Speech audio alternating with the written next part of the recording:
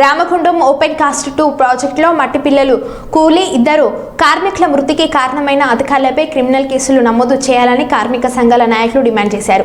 ఈ మేరకు పెద్దపల్లి జిల్లా గోదార్కని సింగరేణి ప్రాంతీయ ఆసుపత్రిలో మృతదేహాలను పలువురు నాయకులు పరామర్శించారు. సింగరేణి డైరెక్టర్ వైవికే శ్రీనివాస్, రామగుండం ఎమ్మెల్యే రాజ్ ఠాకూర్, మక్కన్ సింగ్ గుర్తింపు సంఘం ఏఐటియుసి ప్రధాన కార్యదర్శి రాజ్ కుమార్, బీఆర్ఎస్ నాయకులు కౌశిక హరితో పాటు వివిధ కార్మిక సంఘాల నాయకులు పరామర్శించారు. ఈ సందర్భంగా నాయకులు మాట్లాడుతూ వర్షాలు పడుతున్నప్పటికీ అధికారులు కుట్రపూరితంగా పనులు చేయించారని ఆరోపించారు. ఇక ఈ సంఘటనకు బాధితులైన అధికారులను వెంటనే విధుల నుంచి తొలగించాలని డిమాండ్ చేశారు.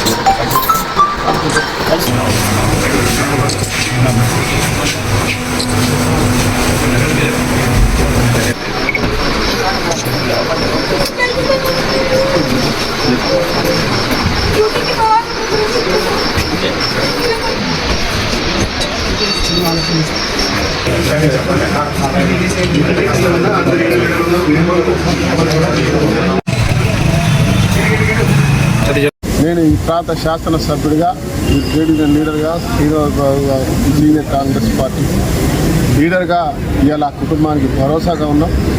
ఎవరైతే వారు అంటున్నారో వారికి రావాల్సినటువంటి ప్రతి ఒక్క సింగరేణి వ్యవస్థ ద్వారా వచ్చేటువంటి ప్రతి ఒక్క బెనిఫిట్ని వారికి ఇవ్వడం, దాంతోపాటు ఆ కుటుంబానికి ఉద్యోగాలు ఇవ్వడం, ఉద్యోగంతో పాటు వారి ఇంట్లో ఒక చిన్న బాబు కూడా ఉన్నాడు, వారి చదువు నిమిత్తం పూర్తిగా సహకారం చేయాలని చెప్పి అడగడం జరిగింది. తప్పకుండా వాటి కూడా జరుగుతాయి.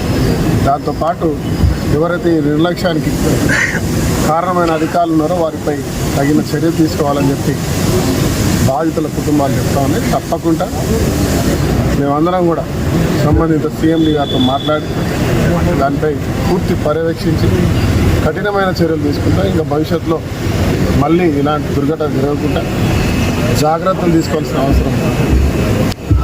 కేవలం వర్కర్లు పనిచేస్తే యాజమాన్యం నువ్వు చేయిపో అని హుకుం జారీ చేసే పరిస్థితి వచ్చింది.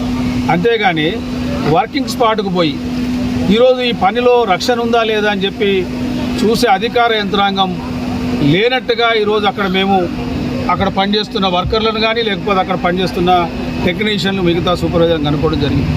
ఇది పూర్తిగా అధికారుల వైఫల్యంగా ఏఐటిసి భావిస్తూ ఉన్నది. ఇది ఎట్లా ఉన్నదంటే నిర్లక్ష్య వైఖరితో కూడిన యాక్సిడెంట్ ప్రమాదంగా మేము భావిస్తూ ఉన్నాం.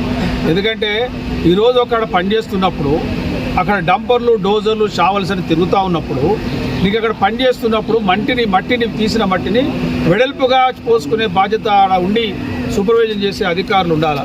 ఎవ్వరు లేని పరిస్థితిలో నేను చెప్తానో మీరు చేయండి పో అనే పద్ధతి ఆడ మాకు కనబడ్డది. ఏదైనా ఈ వైఖరిని మేము తీవ్రంగా ఖండిస్తూ ఉన్నాం. ఇది పూర్తిగా యాజమాన్యం వైఫల్యంగా మేము ఈరోజు మేనేజ్మెంట్తో చెప్తా ఉన్నాం. రేపు సేఫ్టీ ట్రైపార్టెంట్ మీటింగ్ హైదరాబాద్లో ఉన్నది. నిన్న జరిగినటువంటి యాక్సిడెంట్కు పూర్తిగా యాజమాన్యందే బాధ్యత. ఇవాళ వచ్చినటువంటి కార్మికులను అనేక రకాలుగా ఇబ్బందులు చేస్తూ వాళ్ళు గతంలో పనిచేసినటువంటి లొకేషన్ వేరు, ఇవాళ పంపిన లొకేషన్ వేరు, వాళ్ళకి అక్కడ ఉన్నటువంటి ఏరియా పట్ల అవగాహన లేకపోవడం కావచ్చు, అదేవిధంగా అక్కడ ఉండాల్సినటువంటి ఇంజనీర్ కావచ్చు, ఆ పైన అధికారులు కూడా ఎవరు కూడా సరియైన ప్రికాషనరీ తీసుకోకుండా ఆ మట్టి వర్షం పడ్డప్పుడు ఏ విధంగా ఉంటుంది, ఏ విధంగా కూలుతుంది అనే కనీస అవగాహన లేకుండా మనుషులను కూడా ఏదైతే యంత్రాలు ఉన్నాయో యంత్రాలలాగా వాళ్ళు వాడుకుంటూ ఉన్నారు. ఎంతసేపు బొగ్గు తవ్వాలి, తేవాలి, లాభాలలో తెచ్చుకోవాలి తప్పించి కార్మికులకు ఉన్నటువంటి కనీసమైనటువంటి సౌకర్యం కల్పించడంలో యాజమాన్యం విఫలమవుతోంది. నీకు అనుభవం ఉన్నటువంటి వ్యక్తులను అక్కడ పంపాలి, అనుభవం ఉన్నటువంటి ఇంజనీరు ఉండాల్సిన బాధ్యత. కాబట్టి ఎంతసేపు మనిషి చనిపోగానే